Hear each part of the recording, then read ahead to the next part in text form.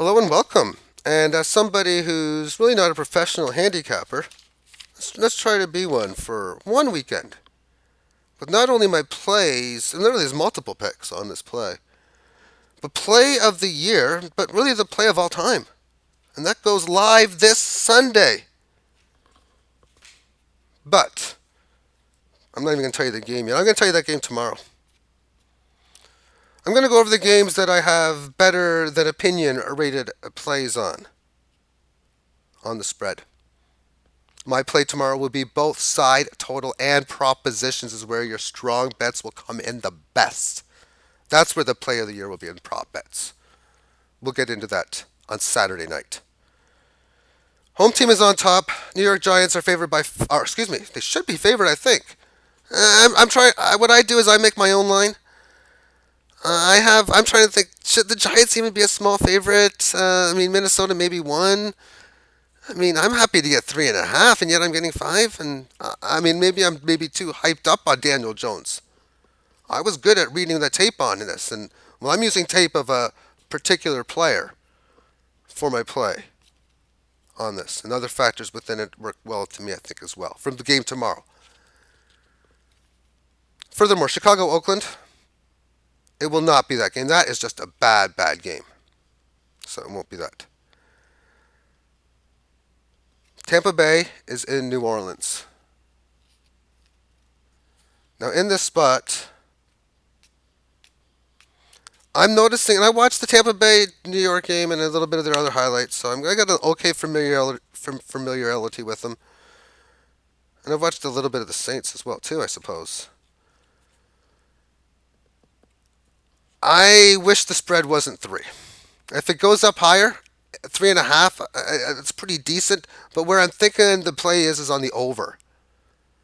And I don't think there's anything stopping what's going on with Godwin and Mike Evans. It's just going to go on. They're going to get 300 yards and 3 or 4 touchdowns, I think. It's again, well, we'll see, but it's not like the play of the year or play of all time. That's tomorrow night.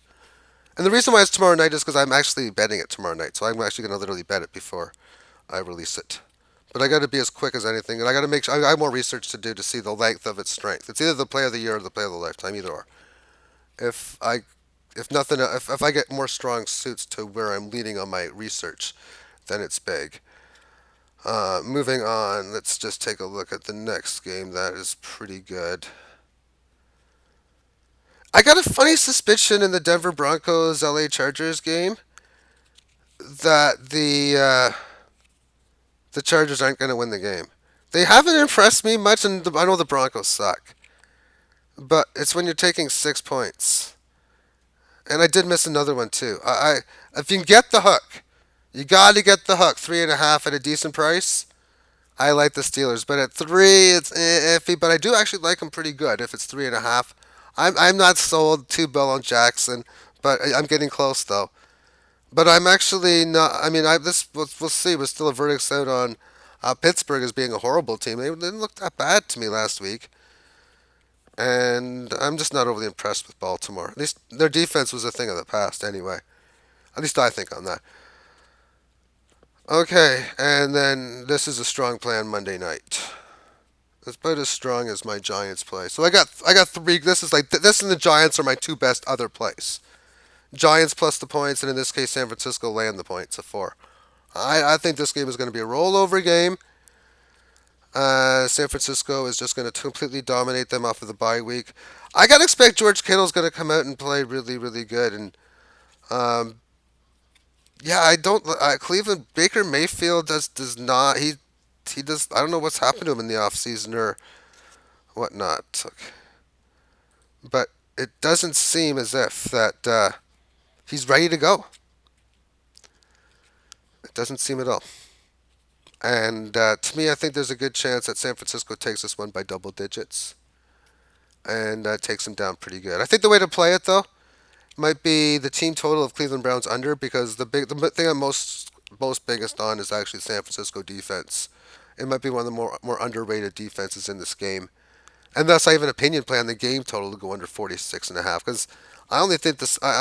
Jimmy G Garoppolo, I think he's good, But at the same point, it's not like he's got the yards at any of his. Not doesn't got many great receivers, I don't think. But I do think the Browns are the Browns. The fact that they've been given, I mean, the fact that over under at the start of the year, oh, Browns 10, 11 wins, really? The Browns, the Cleveland Browns. I remember the last time I was bullish on the Browns, and they gave me a bullish move, a failed breakout. Yeah, the failed breakout in the first round of the playoffs against the Pittsburgh Steelers. I think the year was 2000, 2001, 2002. No, yeah, I was, yeah, because I was living at my parents that year, and I visited them on the game, and I lived there. So it would have either been 2001 or 2002, because I was living at that place. So I remember I went from that place to that home. Okay, so in 2001 and 2002, the uh, the Cleveland Browns were playing the Pittsburgh Steelers, and they had a good lead at the start of the game, and I'm like, yep, Cleveland Browns have got it, and they choked, and then they got Peyton Hillis, who was actually someone I was hugely bullish on in his year when he was at Denver, and that basically that was part of me really not cheering for teams. I mean, I used to cheer for Denver from like the 80s to like, well, Peyton Hillis trade. And if you don't know who Peyton Hillis was, he was a running back who came out of the Gems amazingly, and then they didn't use him for a year, then they traded him. It was a really weird story. But anyway, yeah. So the play of the year is one of these other games I didn't talk about. And I'm very, very excited. I just don't know how much I'm going to wager on this yet. Uh, and the last thing I want to do is put out this in now and then come in. I'm a little scared that the other pros are going to see what I'm seeing and the line is going to move against my favor. But the way I look at it, they got to move these numbers majorly because there are three, four, five solid proposition plays here that I will show on Saturday. There's like three that I think are almost virtual locks. Like, I mean, it's like really, how can those?